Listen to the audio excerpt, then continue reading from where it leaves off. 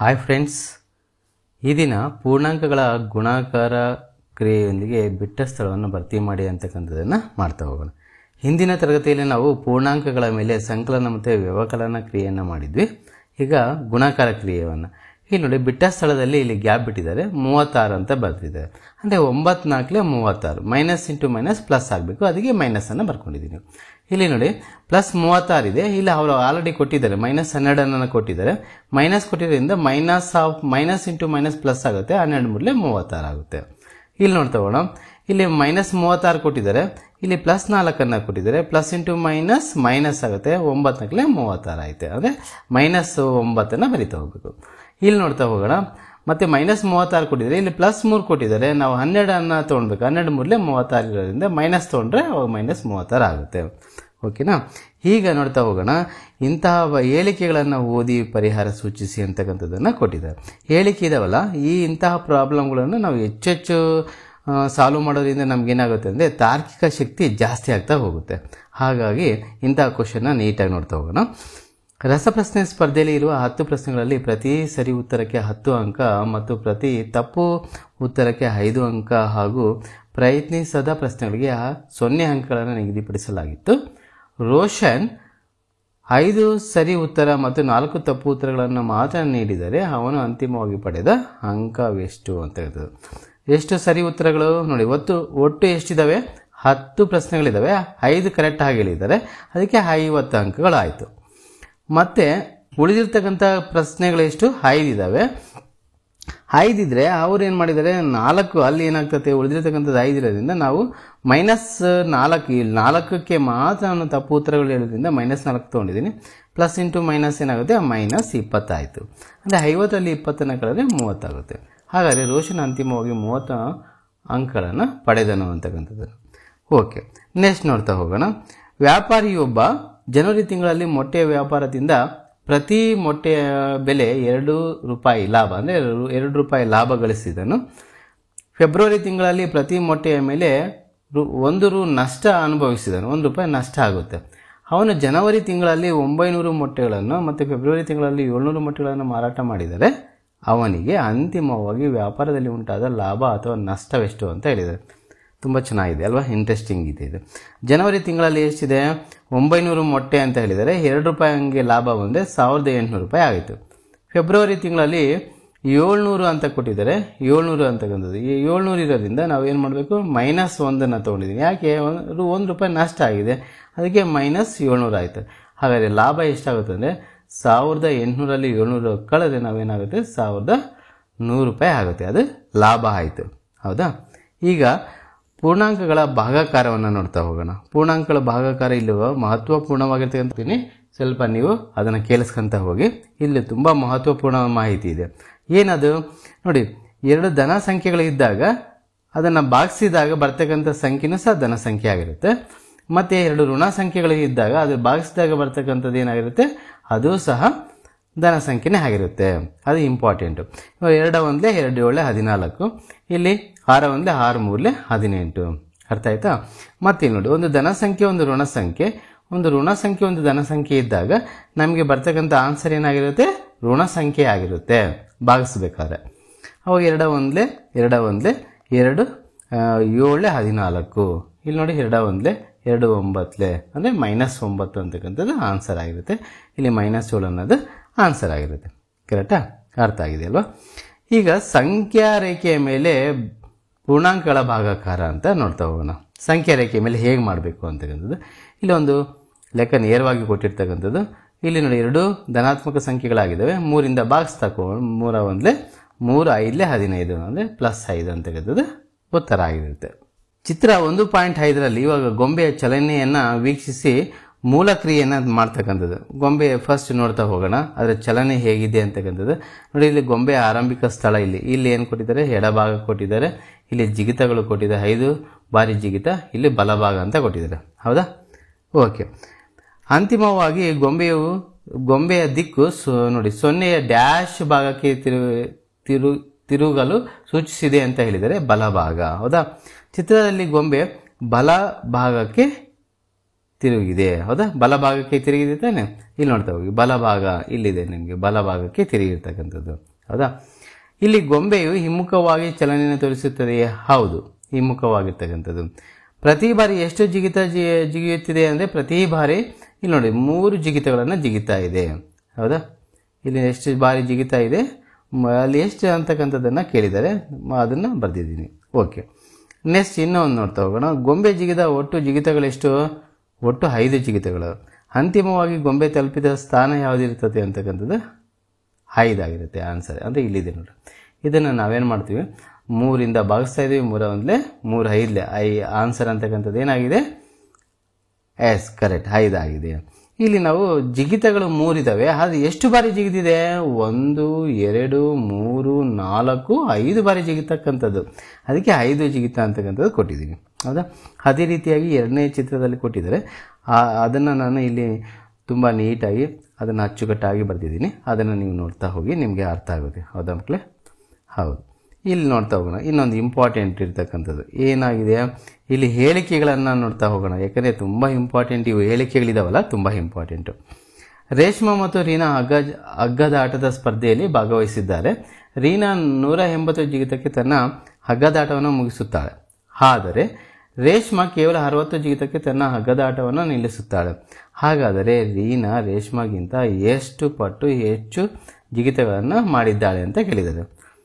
ಇಲ್ಲಿ ರೇಷ್ಮಾದ ಎಷ್ಟಿದೆ ಅಂತಕ್ಕಂಥದ್ದು ನೋಡ್ತಾ ಹೋಗೋಣ. ಆಮೇಲೆ ರೀನಾದ್ ನೋಡ್ಬೇಕು. ರೀನಾ ಎಷ್ಟಿದೆ ನೋಡಪ್ಪ, 180 ಇದೆ. 180 ಅಂತ ತೊಗೊಂಡಿದ್ವಿ. ಆಮೇಲೆ ಇಲ್ಲಿ ಏನು ಮಾಡಬೇಕು, 60ರಿಂದ ಭಾಗಿಸ್ಬೇಕು. 0 0 ಕ್ಯಾನ್ಸಲ್ ಆಗುತ್ತೆ. 6 1 6 3 18 ಅಂದರೆ 3 ಬಾರಿ ಹೆಚ್ಚು ಜಿಗಿತಗಳನ್ನು ಮಾಡಿದ್ದಾಳೆ ಅಂತ ಅರ್ಥ. ಹೌದಾ, ನೆಕ್ಸ್ಟ್ ಕ್ವಶನ್ ನೋಡ್ತಾ ಹೋಗೋಣ. ಪೀಟರ್ ಮತ್ತು ಅಬ್ದುಲ್ 450 ಮೆಟ್ಟಲುಗಳಿರುವ ಬೆಟ್ಟದ ತುದಿಯಿಂದ ಏಕಕಾಲಕ್ಕೆ ಬೆಟ್ಟವನ್ನು ಇಳಿಯಲು ಪ್ರಾರಂಭಿಸುತ್ತಾರೆ. ಅಬ್ದುಲ್ ಎಲ್ಲ ಮೆಟ್ಟಿಲುಗಳನ್ನು ಇಳಿದರೂ ಪೀಟರ್ 150 ಮೆಟ್ಟಿಲುಗಳನ್ನು ಮಾತ್ರ ಇಳಿದಿದ್ದಾನೆ. ಹಾಗಾದರೆ ಪೀಟರ್ ಅಬ್ದುಲ್ಗಿಂತ ಎಷ್ಟು ಪಟ್ಟು ನಿಧಾನವಾಗಿ ಬೆಟ್ಟದಿಂದ ಇಳಿಯುತ್ತಿದ್ದಾನೆ, ಎಷ್ಟು ನಿಧಾನವಾಗಿ ಇಳಿತಿದ್ದಾನೆ ಅಂತಕ್ಕಂಥದ್ದು ನೋಡಬೇಕು. ಇಲ್ಲಿ ನೋಡಿ, ಪೀಟರ್ ಮತ್ತು ಅಬ್ದುಲ್ ಅಂತಕ್ಕಂಥದ್ದು ಕೊಟ್ಟಿದ್ದಾರೆ. ಹೌದಾ, ಒಟ್ಟು 450 ಮೆಟ್ಟಲು ಇಳಿದಿದ್ದಾನೆ. ಯಾರು ಇಳಿದಿದ್ದಾನೆ? ಅಬ್ದುಲ್ ಇಳಿದಿದ್ದಾನೆ. ಅಬ್ದುಲ್ ಎಲ್ಲ ಮೆಟ್ಲು ಇಳಿದ್ಬಿಟ್ಟಿದ್ದಾನೆ. ಪೀಟರ್ ಮಾತ್ರ ಎಷ್ಟು ಇಳಿದಿದ್ದಾನೆ? 150. ಭಾಗಿಸ್ತಾ ಹೋಗೋಣ. 0 0 ಕ್ಯಾನ್ಸಲ್ ಆಗುತ್ತೆ. 15 1 15 3 45 ಅಂತ ಇರೋದ್ರಿಂದ ನಮಗೆ 3 ಅಂತಕ್ಕಂಥದ್ದು ಆನ್ಸರ್ ಆಗಿರುತ್ತೆ. ಹೌದಾ, ಮತ್ತು ಇಲ್ಲಿ ಇಂಪಾರ್ಟೆಂಟ್ ಕೊಟ್ಟಿದ್ದಾರೆ. ಋಣ ಪೂರ್ಣಾಂಕಗಳನ್ನು ನಾವು ದಿನನಿತ್ಯ ಜೀವನದಲ್ಲಿ ಎಲ್ಲೆಲ್ಲಿ ಬಳಸ್ತೀವಿ ಅಂತಕ್ಕಂಥದ್ದು ಕೇಳಿದ್ದಾರೆ. ನೋಡಿ, ಶೀತಲ ಪ್ರದೇಶದ ತಾಪಮಾನ, ಯಾಕೆ -20 ಡಿಗ್ರಿ, -2 ಡಿಗ್ರಿ, 3 ಡಿಗ್ರಿ ಅಂತ ಹೇಳ್ತಾ ಹೋಗ್ತೀವಲ್ಲ, ಶೀತಲ ಪ್ರದೇಶದ ತಾಪಮಾನ ಸೂಚಿಸಲು ನಾವೇನು ಮಾಡ್ತೀವಿ, ಋಣ ಪೂರ್ಣಾಂಕಗಳು ಬೇಕಾಗುತ್ತೆ. ಬ್ಯಾಂಕ್ಗಳ ವ್ಯವಹಾರದಲ್ಲಿ ಅಲ್ಲೂ ಅಷ್ಟೇ, ನಮ್ಮ ಅಕೌಂಟಲ್ಲಿ ದುಡ್ಡು ಇರುತ್ತೆ, ಅದನ್ನು ಮೈನಸ್ ಮಾಡ್ತಾ ಹೋಗ್ತಾರೆ, ನಾವು ಬಿಡಿಸ್ಕೊಂಡಂಗಿಲ್ಲ. ಆ ವ್ಯವಹಾರಗಳಲ್ಲೂ ಸಹ ಬಳಸ್ತಾ ಹೋಗ್ತಾರೆ. ಅಂಗಡಿಗಳ ವ್ಯವಹಾರದಲ್ಲೂ ಸಹ ಈ ಋಣ ಪೂರ್ಣಾಂಕಗಳನ್ನು ಬಳಸ್ತಾ ಹೋಗ್ತಾರೆ. ಯಾಕೆ, 20 ರೂಪಾಯಿ ಕೊಟ್ಟಿರ್ತೀವಿ, ಅದೊಂದು ವಸ್ತುವನ್ನು ತೊಗೊಂಡಿರ್ತೀವಿ 10 ರೂಪಾಯಿ, ಇನ್ನು ಮತ್ತೆ ಇನ್ನೆಷ್ಟು ಕೊಡಬೇಕು, 10 ರೂಪಾಯಿ ಕೊಡಬೇಕು ನಮ್ಗೆ ವಾಪಸ್. ಹೌದಲ್ಲ, ಅಂತಹ ಒಂದಕ್ಕೆ ಇದನ್ನು ಬಳಸ್ತಾ ಹೋಗ್ತೀವಿ, ಋಣ ಪೂರ್ಣಾಂಕಗಳು. ಓಕೆ, ನೆಕ್ಸ್ಟ್ ಇಲ್ಲಿ ನೋಡಿ, ಸರಳ ಅಂತಕ್ಕಂಥದ್ದು ಅಂದರೆ ತುಂಬ ಸರಳವಾಗಿರ್ತಕ್ಕಂಥ ಪೂರ್ಣಾಂಕಗಳ ಗುಣಾಕಾರ ಮತ್ತು ಭಾಗಾಕಾರವನ್ನು ಹೇಗೆ ಮಾಡೋದು ಅಂತಕ್ಕಂಥ ಕೊಟ್ಟಿದ್ದಾರೆ. ಇಲ್ಲಿ ನೋಡಿ, ಮೈನಸ್ ಇಂಟು ಮೈನಸ್ ಇದೆ, ಪ್ಲಸ್ ಆಗುತ್ತೆ. 12 24. ಇಲ್ಲಿ ಪ್ಲಸ್ ಇದೆ, ಪ್ಲಸ್ ಇಂಟು ಮೈನಸ್ ಮೈನಸ್, 14 70. ಇಲ್ಲಿ ನೋಡಿ, ಇಲ್ಲಿ ಡಿವಿಷನ್ ಕೊಟ್ಟಿದ್ದಾರೆ, ಭಾಗಾಕಾರ ಕೊಟ್ಟಿದ್ದಾರೆ. 11 1 11 2. ಇಲ್ಲಿ ಒಂದು ಪ್ಲಸ್ ಒಂದು ಮೈನಸ್ ಬಂದಾಗ ಆನ್ಸರ್ ಋಣಾತ್ಮಕವಾಗಿರುತ್ತೆ ಅಂತ ಹೇಳಿದ್ದೆ ನಾನು ಆಲ್ರೆಡಿ, ಅದೇ ಕೊಟ್ಟಿದ್ದೀವಿ. ಓಕೆ, ಬಂದಿದೆ ಆನ್ಸರ್. ಇದು ಅಷ್ಟೇ, 9 1 9 4 36 -4 ಅಂತಕ್ಕಂಥದ್ದು ಬಂದಿದೆ. ಕರೆಕ್ಟಾ?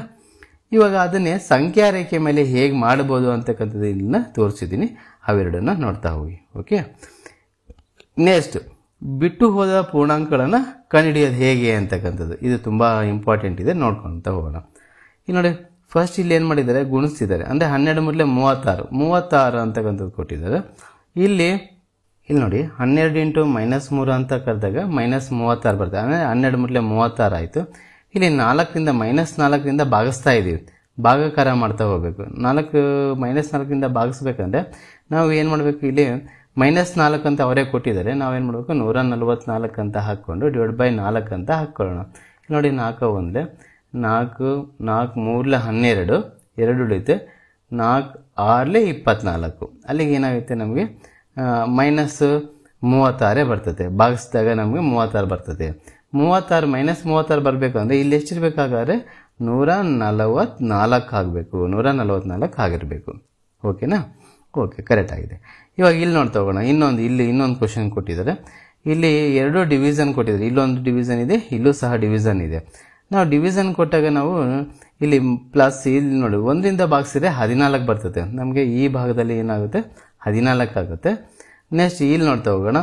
ಇಲ್ಲಿ 5ರಿಂದ ಭಾಗಿಸ್ತಾ ಹೋಗ್ಬೇಕು ಅಂದರೆ -70 ಹಾಕ್ಕೊಂಡ್ರೆ ಮಾತ್ರ ನಮಗೆ 14 ಬರುತ್ತೆ. ಕರೆಕ್ಟಾ? ಇದು ಏನಾಗುತ್ತೆ, ಇದು -70 ಆಗುತ್ತೆ. -70. ಓಕೆ, ನೆಕ್ಸ್ಟ್ ನೋಡ್ತಾ ಹೋಗೋಣ.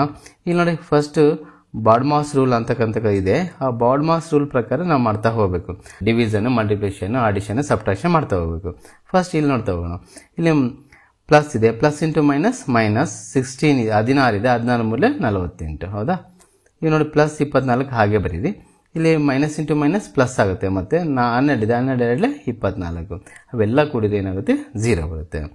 ನೆಕ್ಸ್ಟ್ ಇಲ್ಲಿ ನೋಡ್ತಾ ಹೋಗೋಣ. ಇಲ್ಲಿ ನೋಡಿ ಡಿವಿಷನ್ ಫಸ್ಟ್ ಮಾಡ್ತಾ ಹೋಗಬೇಕು. 4ರಿಂದ ಭಾಗಿಸ್ತಿದ್ದೀನಿ. 4 1 4 8 32. ಅದಕ್ಕೆ -8 ಬರ್ತೀನಿ. ಈ 0 ಇಂಟು ಇಲ್ಲಿ ನೋಡ್ಕೊಳ್ಳಿ. ಫಸ್ಟ್ 0 ಇಂಟು ಎನಿಥಿಂಗ್ ಈ 0 ತಾನೆ, ಅದಕ್ಕೆ 0 ಬರ್ದಿದ್ದೀನಿ. ಯಾವುದನ್ನೇ ಗುಣಿಸ್ರಿ 0 ಆಗುತ್ತೆ. ಇಲ್ಲಿ ನೋಡಿ ಪ್ಲಸ್ ಇಂಟು ಮೈನಸ್ ಮೈನಸ್ ಆಗುತ್ತೆ. 4 1 4. ಇಲ್ಲಿ 2 ಮೈನಸ್ ಅಂತ -8 -4 ಇದ್ದಾಗ ಮೈನಸ್ಸೇ ಬರೆದು ಮತ್ತೆ ಕೂಡಬೇಕು. ಅಂದರೆ ಅಲ್ಲಿಗೆ ಎಷ್ಟಾಯಿತು 12 ಆಯಿತು. ಕರೆಕ್ಟಾ? ಅರ್ಥ ಆಯ್ತಾ? ತುಂಬ ಚೆನ್ನಾಗಿದೆ ನೋಡ್ರಿ. ಓಕೆ, ಇಲ್ಲಿ ಇನ್ನೊಂದು ನೋಡ್ತಾ ಹೋಗೋಣ. ಇಲ್ಲೂ ಅದೇ ಥರದ್ದು ಒಂದು ಅಪ್ಲಿಕೇಶನ್ ಲೆವೆಲ್ ಪ್ರಾಬ್ಲಮ್ ಕೊಟ್ಟಿದ್ದಾರೆ. ಇದು ನೋಡ್ತಾ ಹೋಗೋಣ. ನೋಡಿರಿ, ಅಂದರೆ ಒಂದು ವಾರದ ಮೊದಲ 3 ದಿನಗಳಲ್ಲಿ ಉಷಾ ಪ್ರತಿದಿನವೂ 1000 ರೂಪಾಯಿ ಗಳಿಸಿದಳು. ಅಂದರೆ 1000 ರೂಪಾಯಿ ಗಳಿಸ್ತಾ ಇದ್ದಾಳೆ. ವಾರದ ಅಂತ್ಯದಲ್ಲಿ ಅವಳು 5000 ನಷ್ಟದಲ್ಲಿ ಇದ್ದಳು. ಪ್ರತಿದಿನವೂ ಅವಳು ಸಮಾನವಾಗಿ ನಷ್ಟವನ್ನು ಹೊಂದಿದ್ದರೆ ಒಂದು ದಿನದ ನಷ್ಟವೆಷ್ಟು ಅಂತ ಹೇಳಿದ್ದಾರೆ.